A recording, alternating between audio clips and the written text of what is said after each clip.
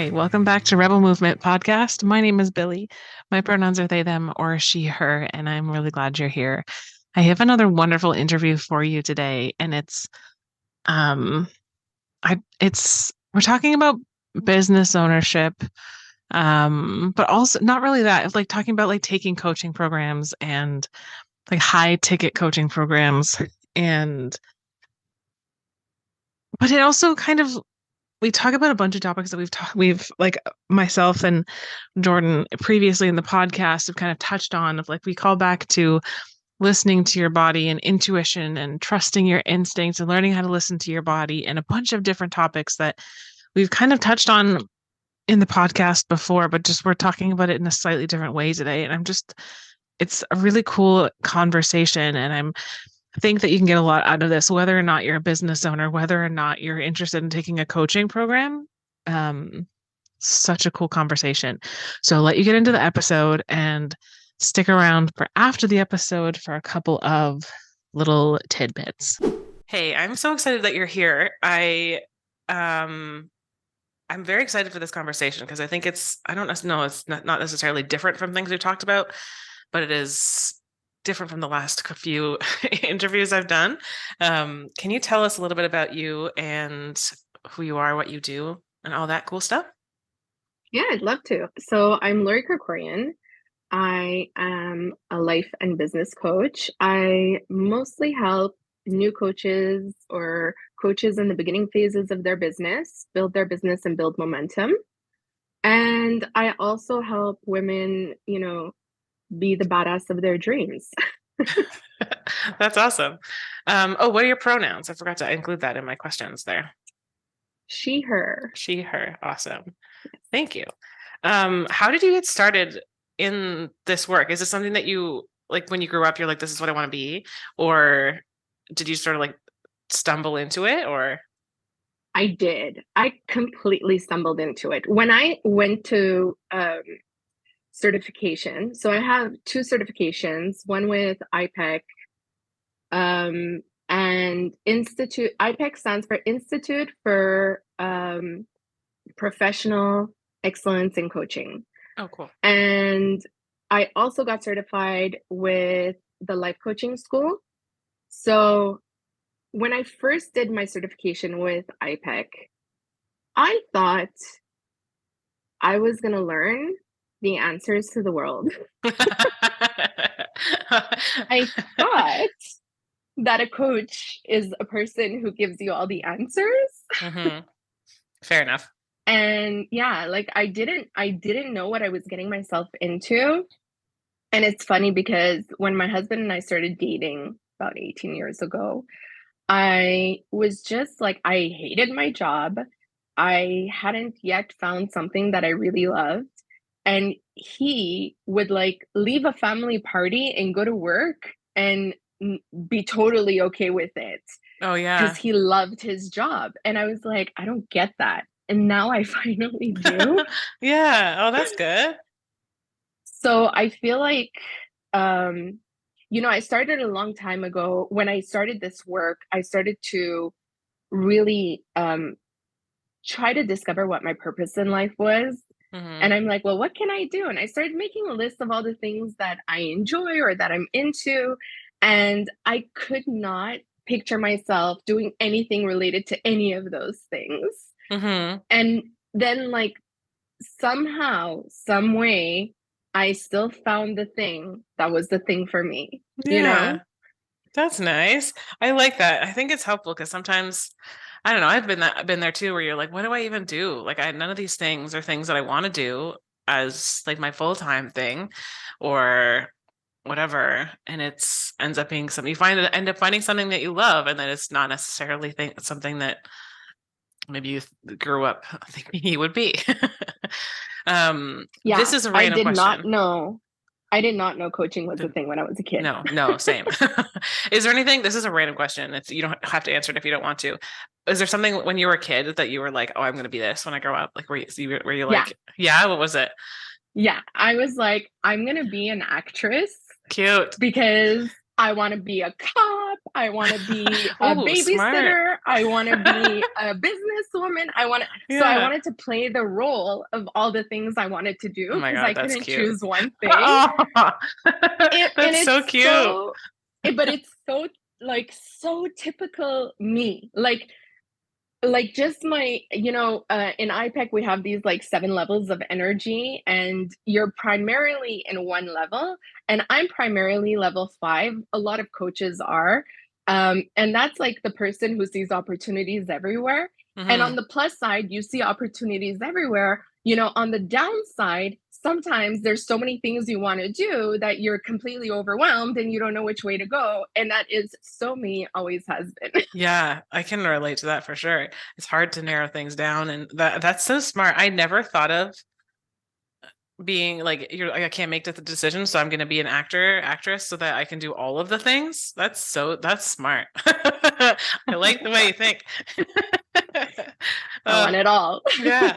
What made you decide to like start the coaching, like go into IPEC? Was there um Yeah, I was at the time I was in a multi-level marketing company, mm, and they were teaching like internet marketing. That was the thing, the service, or the whatever they were selling. And I mean, I started in this world of online businesses when I didn't even know what a hyperlink was. I didn't know what a domain was. hmm. And a lot of things were going over my head. Fair. It's funny that I was there, but it led to everything that I have in my life today. And I truly am living the life that I want, Hmm. that I wanted back then. Hmm. So I'd say it was pretty worth it. And the thing is, I didn't feel in alignment with, at some point, I didn't feel in alignment with the company. But because of the transformation I was having, I still saw value in, making that decision to invest in yourself, making that Hmm. decision to, do this thing that, seems like a dream, but maybe there's a chance. Hmm. And so I went to coaching school because I figured then if I bring people into my team, like whatever happens, I can always give them value. And Hmm. that's what initially had me go to coaching school. And then between um, starting coaching school and like between signing up for it and starting, two things happened. I left the MLM company and I got pregnant with my second child. Hmm. Oh my So, God. Okay, for anyone who's listening, we just talked beforehand. I didn't know this was a thing, but gesture like if you have make gestures or certain things happen in the conversation on Zoom, sometimes reactions just happen. And I didn't know it was happening at first, but a whole bunch of balloons just went across the screen, which is amazing. I've never seen that happen before. I knew I wouldn't be able to hold in my reaction, so I just thought I'd fill you in just in case you're like, "What is happening?" That was yeah, amazing timing. I talk with my hands a lot, so it happens to me all the time. It's really funny. That's so funny. I had no idea. Now that I know, I feel like I'm gonna try to I just Make it keep happen. that, yeah, exactly. Keep that in the back of my head. Maybe make it Mhm. happen. Maybe practice first, see what happens. Anyway, sorry. Continue. I got pregnant with my second child. I left the MLM company and I started life coaching school. And then that was it. Like I was gonna, just focus on life coaching. And, Mhm. I had the shiny object syndrome for sure for a little while. Yeah. Um, which I think is very much related to what we're talking about right now. Hmm. Um, because well, we'll get into why it's really Yeah. but that was all, like that was it. And then later on I had a third child, so now it's like you're juggling, starting a business, having 3 kids, being the primary caregiver. And Hmm. it wasn't until COVID hit that my husband and I really like we were so in our gender roles, And then during COVID, the circumstances kind of changed. So I, he had to work, he was working these intense weeks of like 12-hour days for 5 or more days straight. Mm. And then I'm alone with 3 kids. One of them is baby. And, it was a lot. And Yeah, that's a so lot. yeah, and he was doing that because, you see, he's an air traffic controller. Cool. So they had split up the team in like 3 groups. So one group was working one week, one group was on standby, one group was off, and this like shifted. So it Mm. was one week of intensity and probably 2 weeks off. Mm-hmm. And so, I told him at the time, like, okay, now is the time that, when you're off, you're going to take care of the kids. I'm going to focus on my business and really give it the go that I want to give it. And so he started taking on a lot of the responsibilities that I was doing. Mm-hmm. Um, and that's when things really shifted in my business as well. Cool. But no matter what, um, we still prioritize his job and work around his schedule because I'm an entrepreneur and I can be flexible. So it's one of the reasons why I wanted to become an entrepreneur. Mm-hmm. Yeah, that totally makes sense.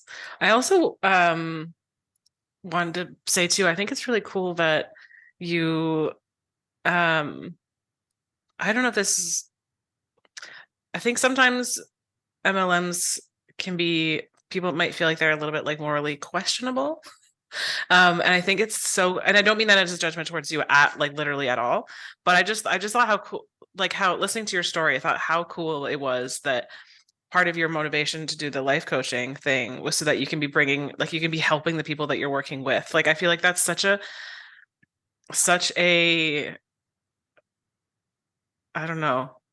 I feel like there's not a good enough word. Like that's such a, not nice is like such, it seems like such a small word, but such an awesome, I don't know, motivation for going, that you're just like, I just want to help the people around me. I want to bring them, like help them and bring them, I don't know, better, I don't know, like improve their lives and do what I can to make, make this place a little bit better, or make this place is in the world a little bit better. Um, Hopefully that doesn't sound like I don't mean any of that to be like an insult to where you were. I'm not insulted at all. Okay, perfect. It's funny that you mentioned that because I think that a lot of the people that I help and the topic that we're here to talk about today is so related to that.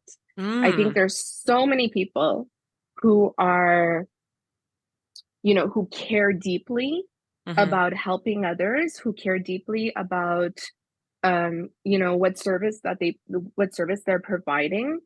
And I would definitely fall into the category of highly sensitive person. Hmm. And I feel like a lot of my clients also are very highly sensitive people.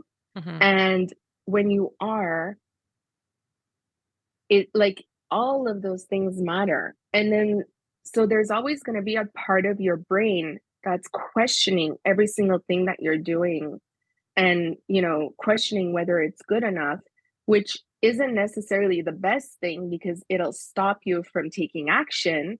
But at the core of it, it's like you always have to like shift your focus onto, but what am I really here for? And what are my clients really getting out of this? And what is really in it for, the people who are going to be interacting with me? Or, Hmm. it's like because the brain will use your ambition against you sometimes, and Totally. like, oh, focus on these things. Like society says this is what success looks like. Focus on this, try to do this, try to reach this goal.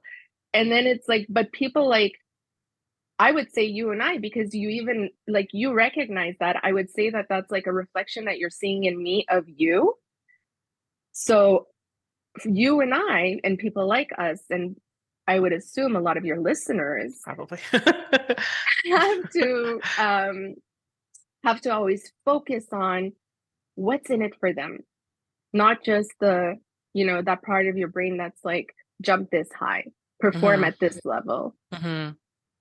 Yeah, that's true. And it's funny because this something that you said earlier, I also thought of this, like something along these lines too. You were talking about when you first started working online with online businesses, that you didn't know what like hyperlink was or domains were.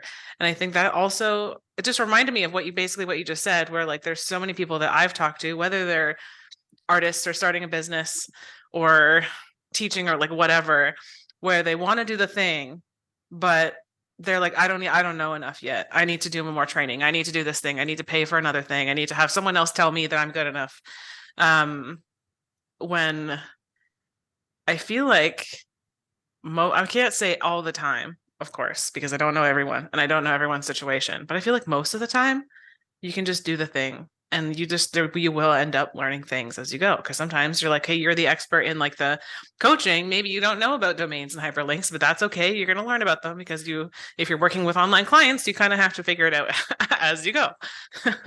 So yeah, sorry, it just reminded me of that. Like we can be either so caught up in like meeting other people's standards of what successful is or good enough is, or care so much about the work we do or the people we work with that it can be hard sometimes to stop and like actually check in. Like, I do know the things. I do know enough. I can start to be like a business owner, or I can make this decision. I can like raise my prices, or I can put my art out there or whatever. Like coming back in, checking in that like we are as important as the people we are helping or the people we might be learning from.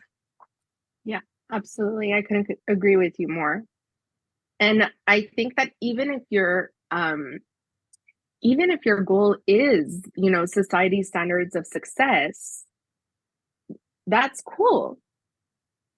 What I'm saying is that you always have to balance it out. Mm-hmm. Like it could be a little bit about you and a little bit about them. And a focus on either or too much isn't good. Mm-hmm. That's true. That's a very good point. Yeah. Oh, there's so many things I want to talk about, but I don't know I don't know which way to go first. Well, is there anything that you're like itching to say, like itching to get into?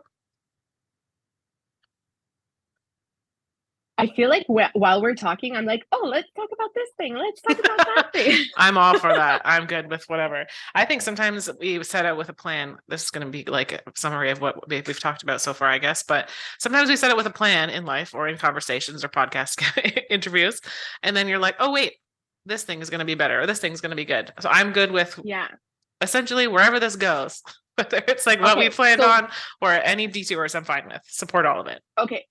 So I want to mention one thing regarding what you just said about, being in that position where you're like, I want to do this thing, but I don't know enough about it, or I'm not ready yet. And like, really take it from me, a person who started off really not knowing anything at all.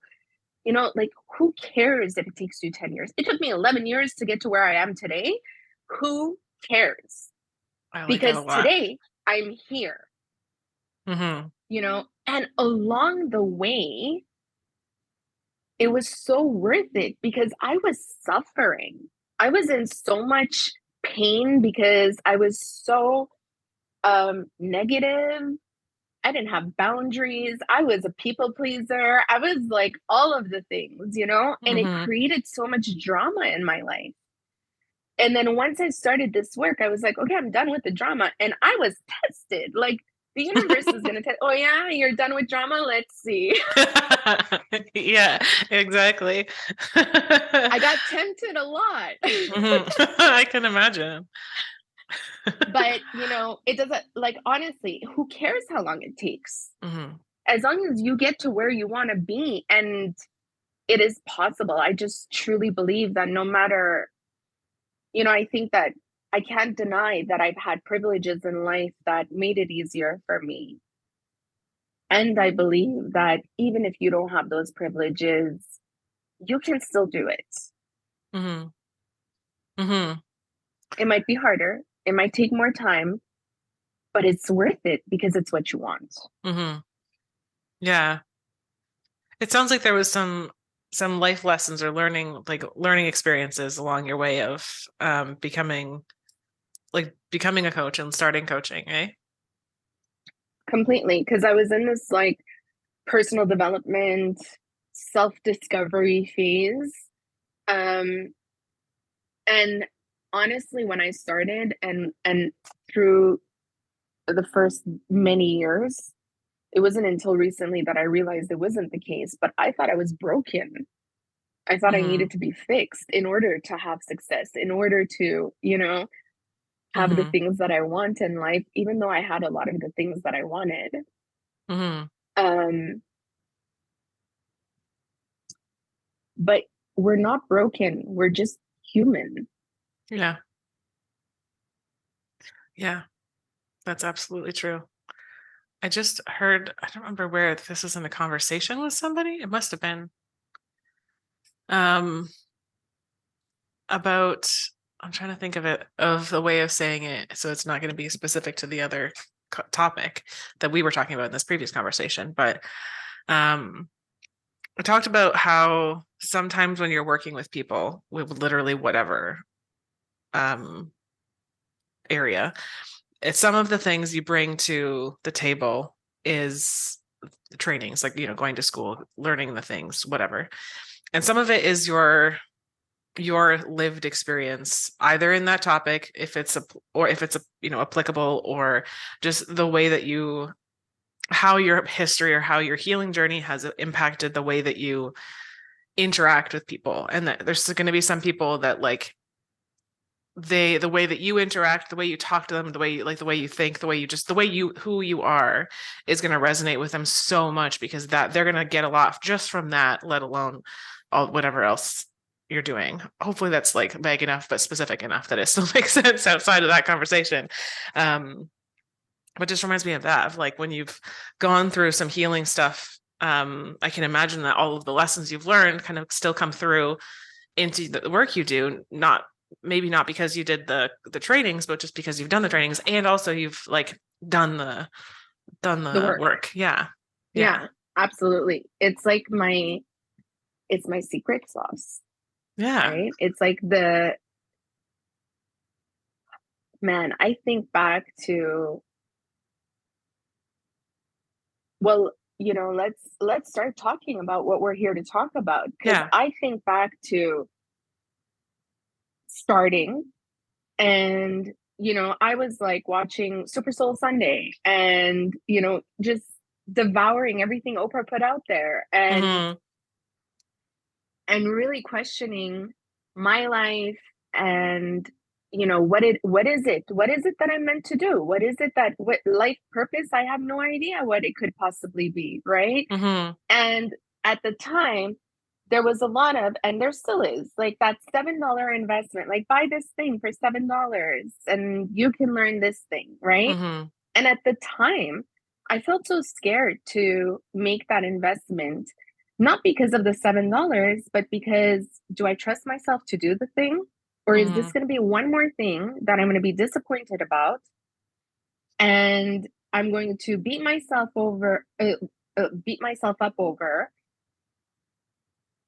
Like, if your go to when you make a mistake or when you make a wrong choice is that you're going to beat yourself up, there is going to be a part of your brain that's going to protect you from that. And it's not going to allow you to take that step Mm-hmm. and do the thing because you kind of sort of don't trust yourself. Mm-hmm. Yeah, that totally makes sense. I think that has come up. I've had that kind of, I mean, obviously we didn't have this conversation until right now, but I've had this thing come up with a couple of my clients in the last couple of weeks, which is just interesting timing that we're having this conversation today. um, Yeah. And Go for it. Sorry, go for it. I, I used to, I used to go to a lot of mediums and a lot of, I don't know, past life regression and I don't know what. And they're like, they'll make you close your eyes and what's the first thing that comes up? And I would say something, and I was always trying to give the right answer, trying to say the right thing, needing and wanting validation that what I'm saying is the right thing, that Mm-hmm. it's what they're looking for. And when I like today now, I just trust my instincts, Mm-hmm.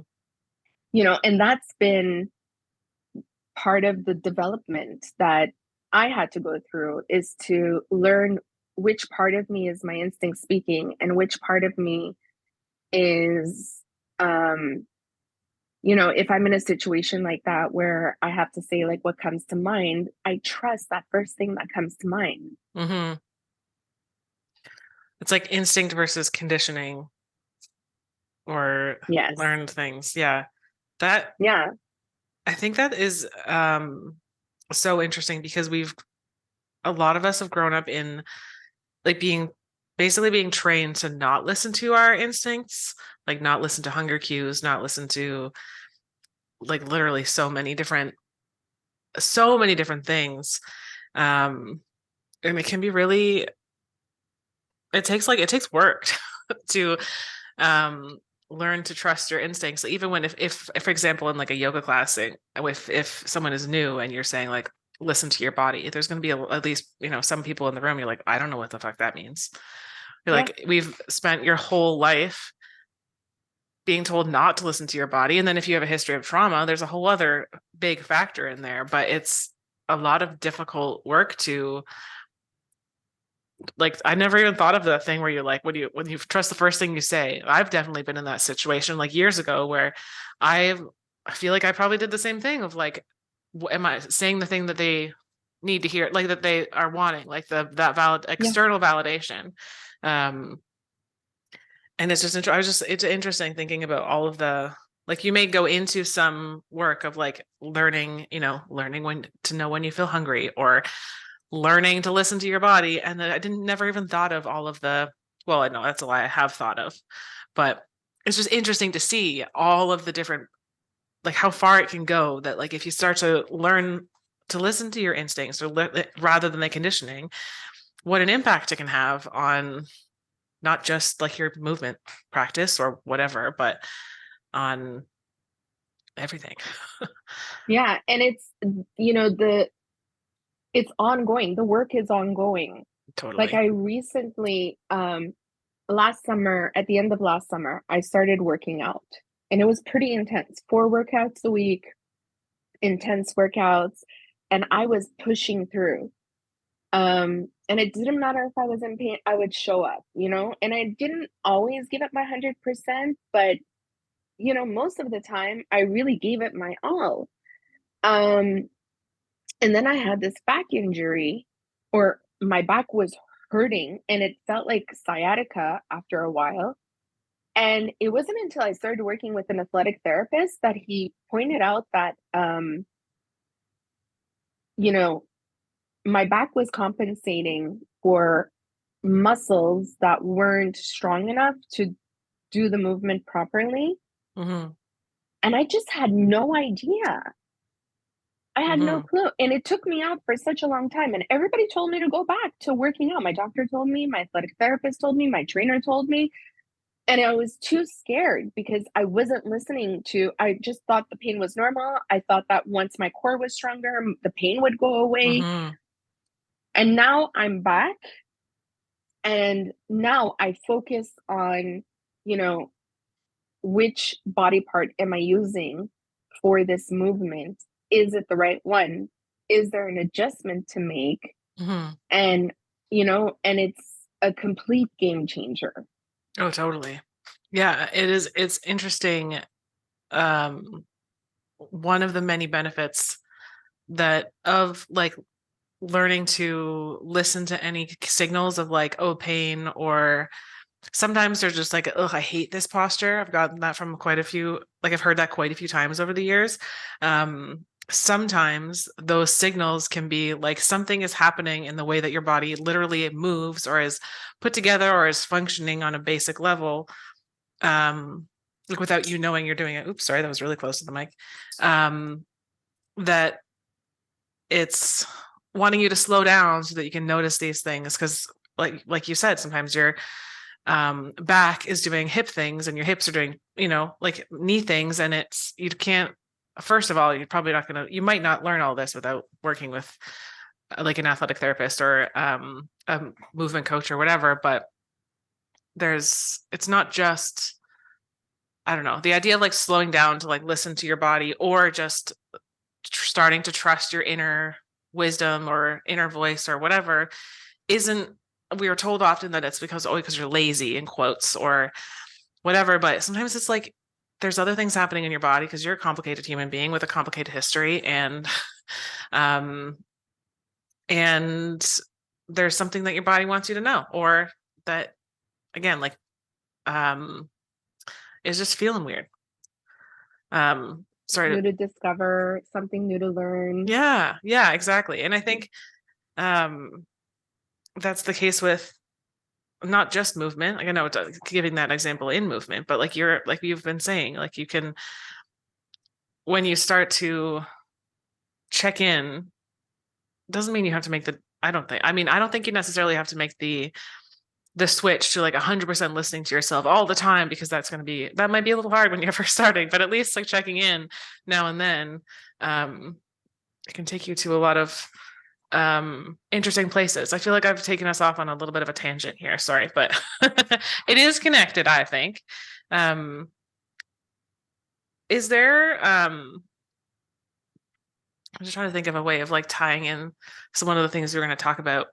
um Well, I think that it is really connected to trusting your instincts. So, what we're here mhm, to talk about is um, over investing in coaching programs, over investing in trainings, over mhm, investing, and then finding yourself in a situation where not only are you freaked out by the amount of money that you put into this, but now you're completely frozen and you can't take any action.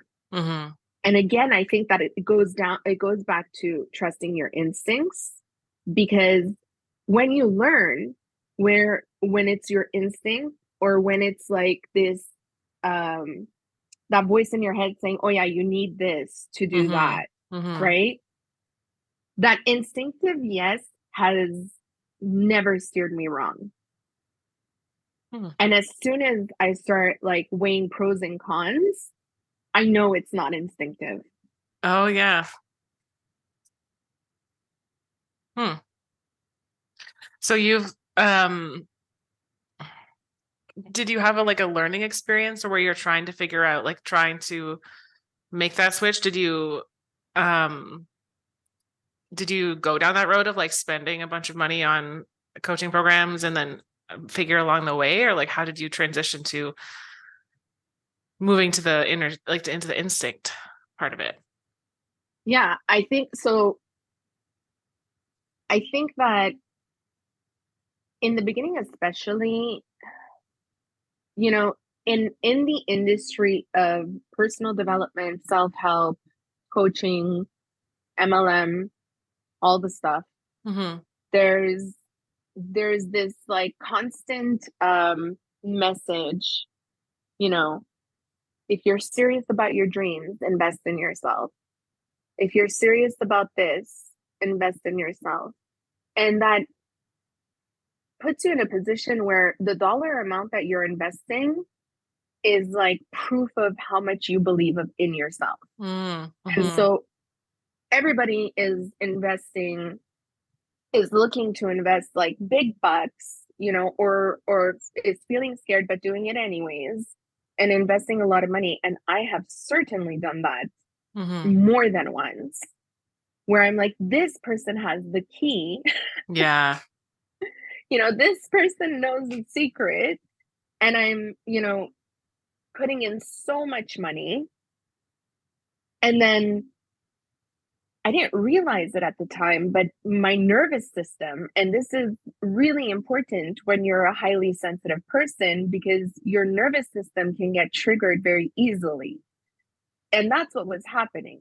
I was going from my comfort zone and throwing myself so far out into my panic zone by making this huge investment, Mm-hmm. that already the investment in and of itself is like triggering my freeze response.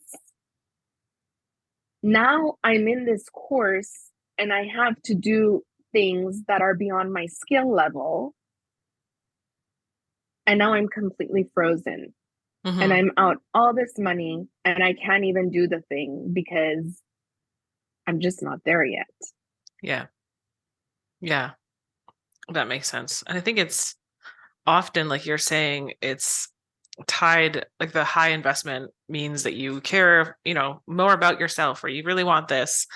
There's like a couple parts to it that, like, one of them is that if you're a person who is low income, or you're not in the position where you can afford it, there's like a bit of, it feels sometimes like a little bit of pressure, like, oh, you should do this, or because you can't afford it, like you, I don't know, like that it means that you're somehow not good enough, and like just right off the bat. Um, but then also often some of these programs or whatever are tied to the, like you said, that this person, this whatever has the key. Like if it's a like a business coaching program, just for as an example, like that this one business expert has the key, and if you do this, you will be successful 100%. And if you don't sign up for it, then, like, oh, you'll just keep on being where you're at. So then you might sign up for it and be like, even if you did some of the work, there's not one answer that's right for everybody. And I feel like I signed up for quite a few.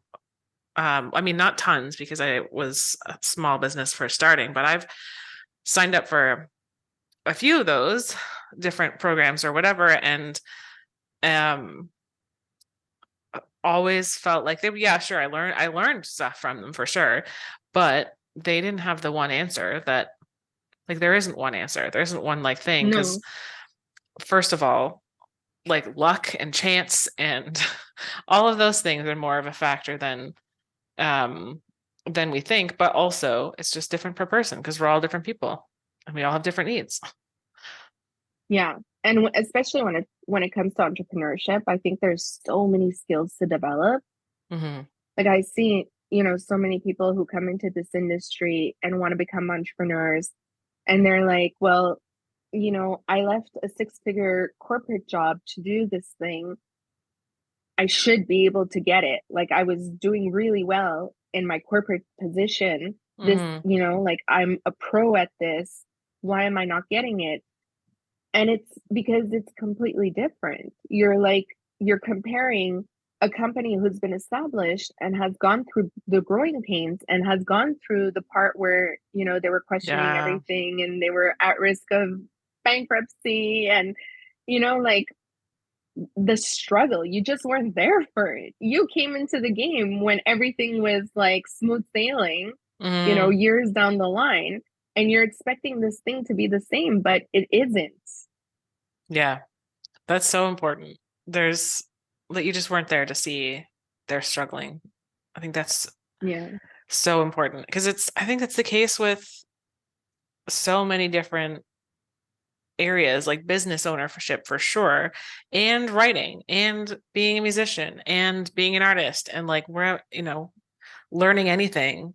You don't just start off being a pro. Some people, but that's less the case than going through the struggle where you're like, yeah, you're like, do I close my business? Do I stop writing music? Do I stop trying to write books? And um it's just there is just is the struggle is a part of it. Like I don't know any of the exact numbers. I'm not going to say try to pretend like I know them, but that big companies have put out like hundreds or thousands of different products before the one that stuck that everyone knows and now it's a famous company, or like really successful authors have had tons of books out before, and they almost quit before the one that really got them noticed or whatever.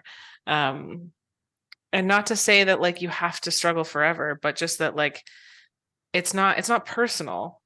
It's not because you are a failure. It's because you are learning, you're new, and it's a phase that you is like a pretty normal phase of starting a business or being a writer.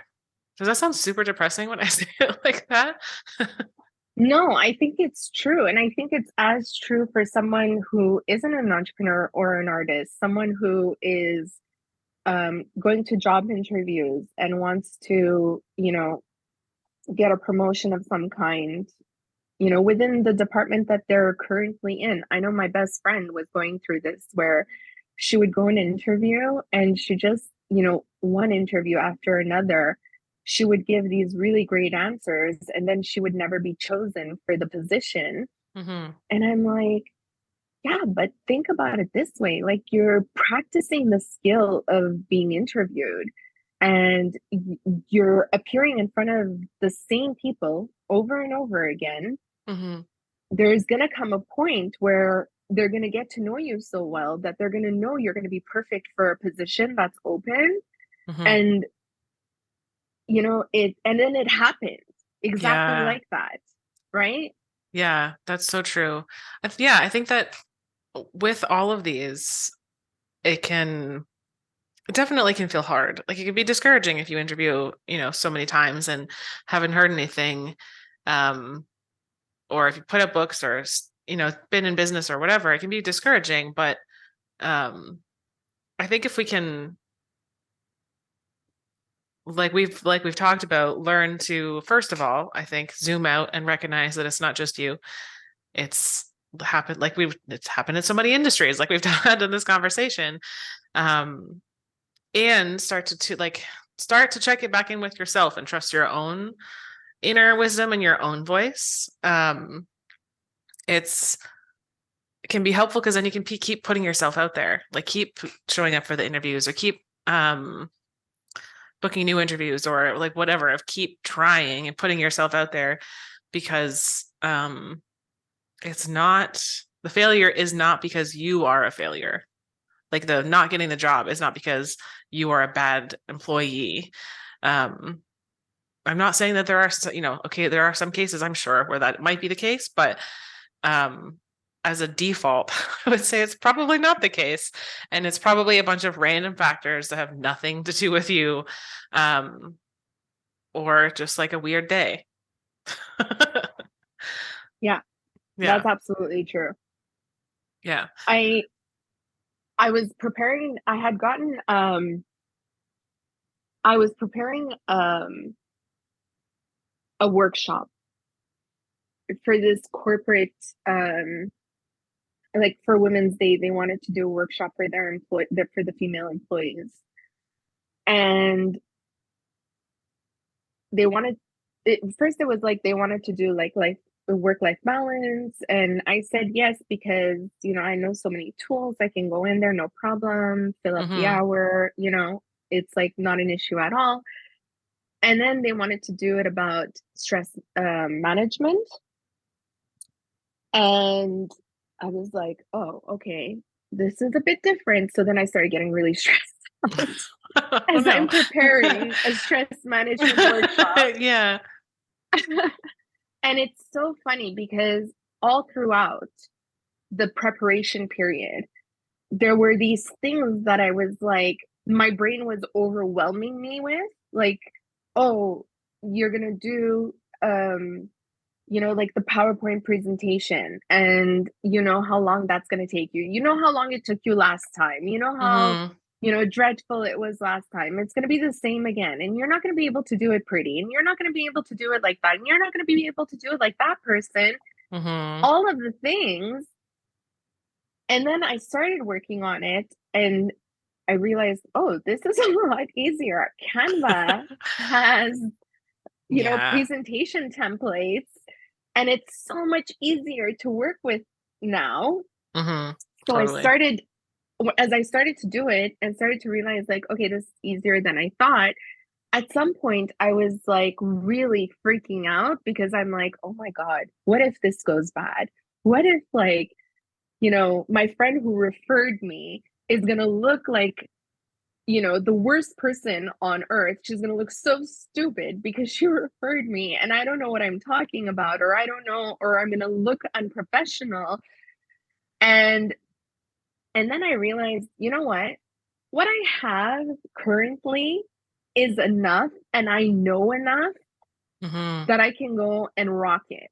And then I started to repeat that thought every time the what if you suck at this came in.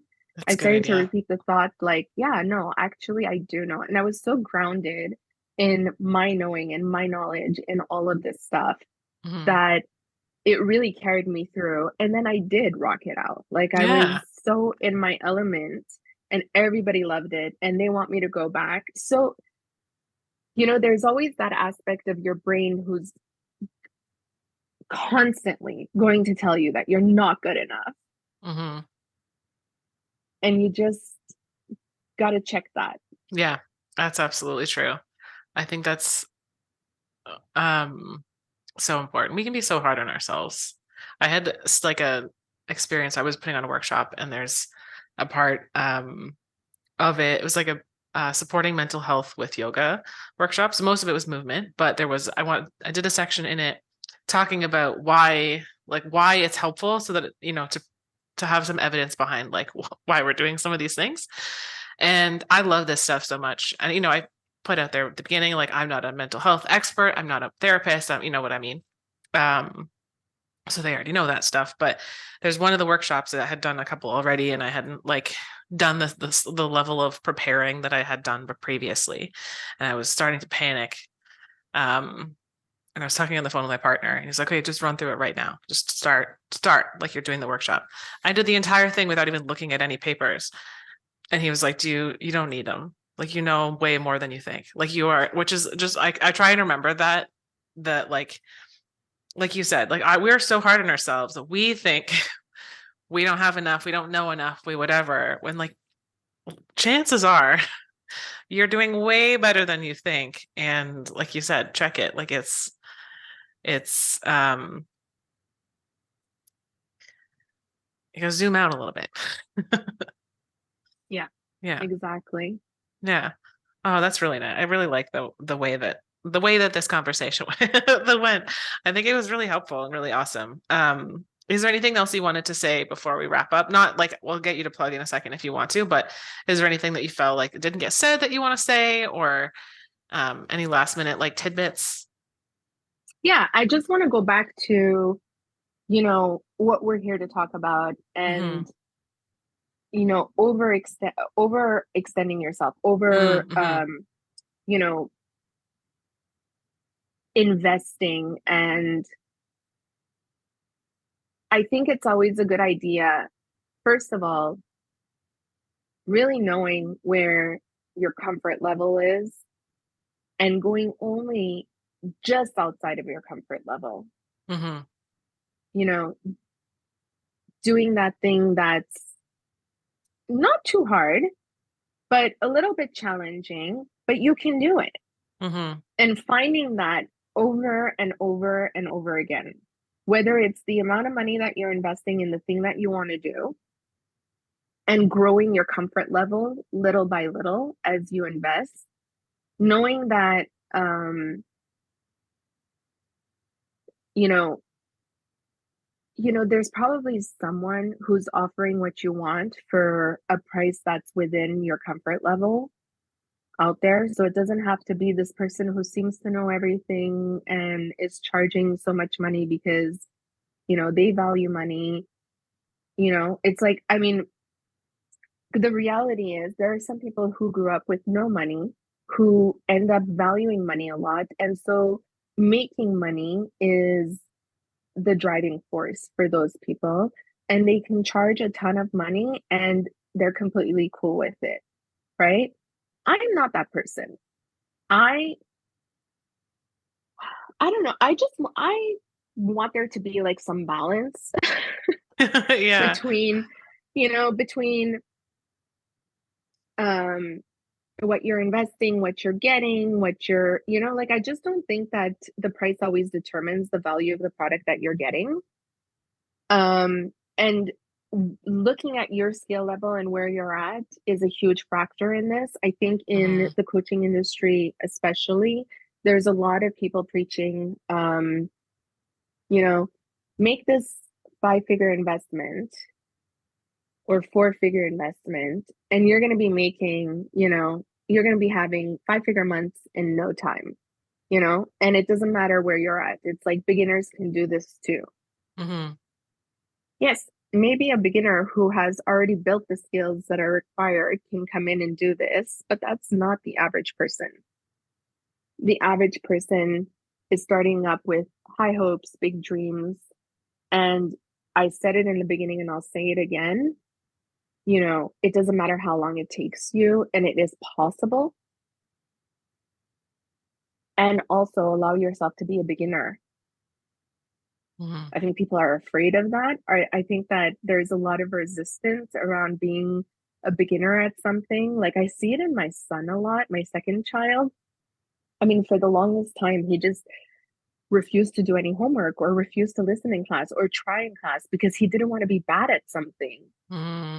And I mean, it's just a mirror reflecting back to me, Yeah. like how my brain works, Mm-hmm.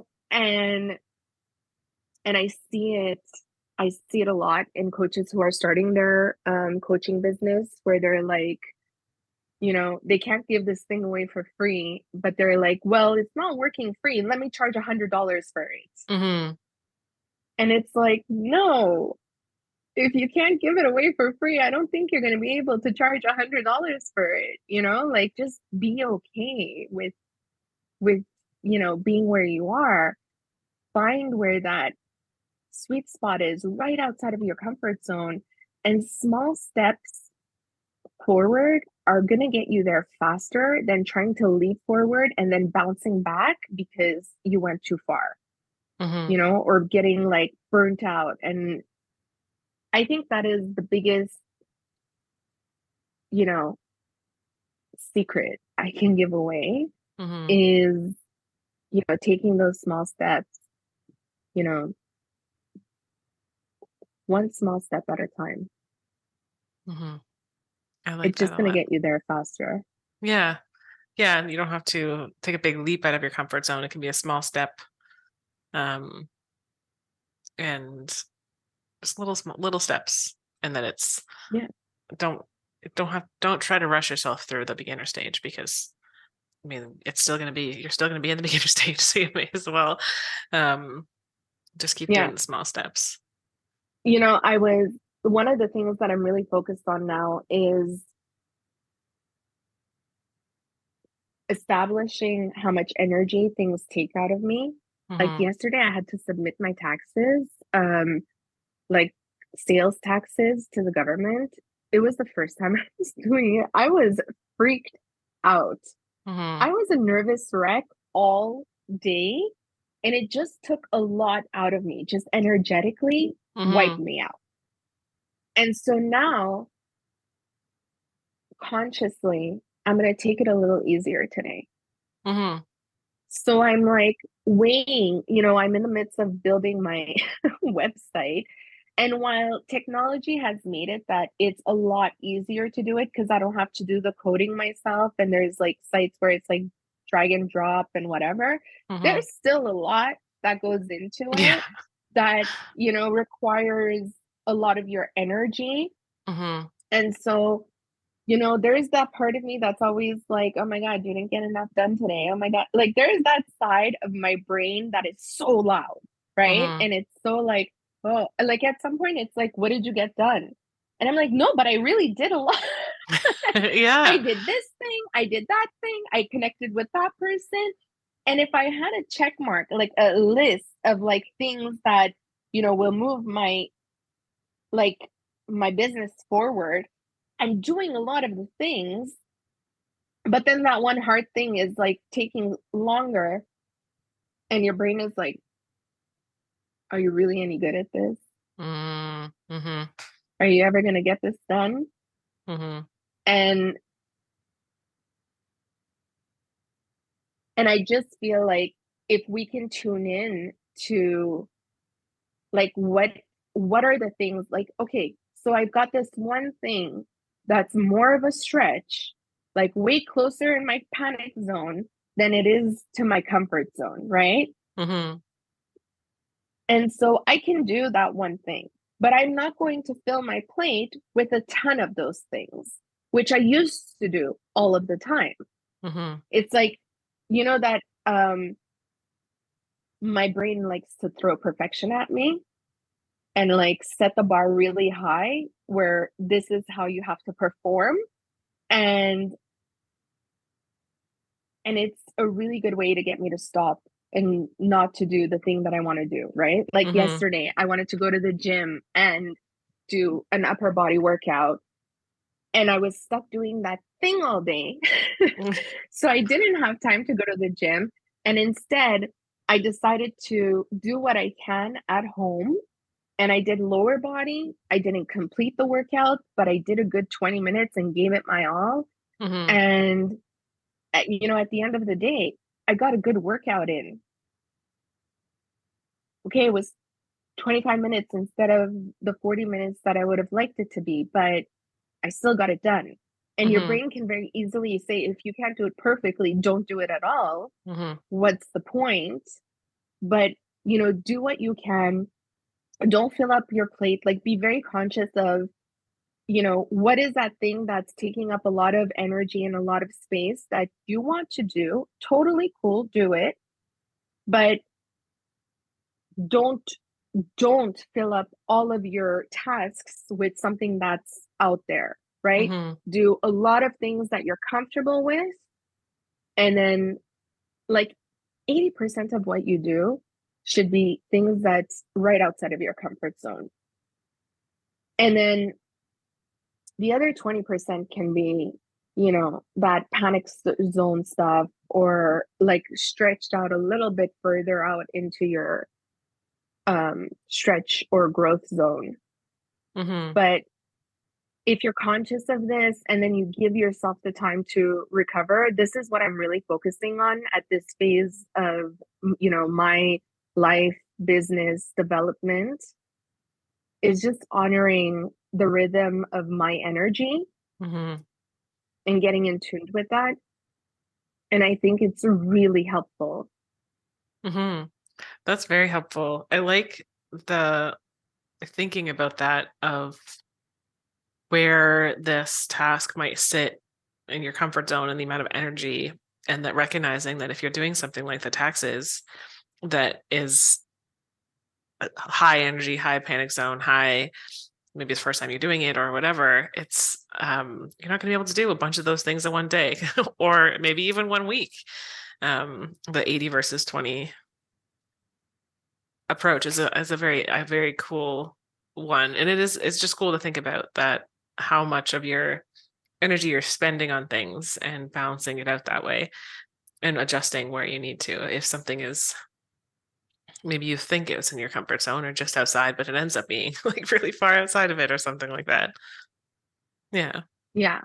And always, like, even with your investments, it's like, are you making this investment because you're trying to prove something? Are you Mm, making this investment because you think this person has something that you know is the thing that is going to complete you? That's never going to happen. You got mm-hmm, everything that you need and you are complete as you are. And if you can go into something just knowing that, then great. Make the investment. mm-hmm, But if you're making the other person or the thing the other person has responsible for your results or for who you become, no, don't make that investment. mm-hmm. Yeah. I like that. Those are two very, I'm just appreciating how those like the summary of this of, I think that's just so empowering. Making those decisions from a place of lack, or that like they have the answers, isn't probably gonna, it's probably not the best place of making, like best way of making that decision, or you're not gonna get the most out of it. But of it being, coming from a place of like you have enough, you are enough, and maybe you could learn. Um, I love that. I love those those things to end on. Um, thank you so much for spending time and sharing your time with us and sharing all of this with us. I feel like we could keep on talking, but I'm gonna start to wrap it up a little bit, just because we're almost at the hour mark, which is amazing. I loved this conversation. Thank you so much for everything. Um, Thank how you for can having me. thank you. That's nice. It was a pleasure. Is there anywhere that people can find you? I'll put it in the show notes. But can you let people know where to find you, or? Whatever you want to let them know. Yeah, I mean, you can follow me on Facebook. You can follow me on Instagram. If you have any questions or are interested in working with me, you can DM me and just let me know that you heard me on Billy's podcast. I'd love to know that, you know, where you came from and how you know of me. Um, and that's the best way to get in touch with me. I think I hang out on Instagram more than anywhere Me else. too. Me too. But my notifications are off on Instagram. My notifications on Facebook are on. So usually, but I check both really regularly, and it's really the best way to get to me at this point. Awesome. Thank you so much again. I really loved having you here. I really appreciate your time, and I hope that you have a really great day. Thank you, you too. Hi, I'm excited to hear what you think. I have been loving all of these conversations the last 5 weeks that we've done. I've done quite a few interviews. I have quite a few more coming up for you. But next week, we're going to be at 100 episodes, which is absolutely wild to me. And if you were here from the very beginning, I just, first of all, absolutely love you. And I'm so grateful for you. This podcast has changed a lot over the last almost 100 episodes, and I'm just so excited to see what happens next. I'll leave all of that excitement, enthusiasm for next week. But I just wanted to, before we go, invite you to work with me one-on-one. I'm looking for a couple of clients who want to work with me one-on-one, who are interested in learning how to listen to their body, who are interested in learning how do I say this?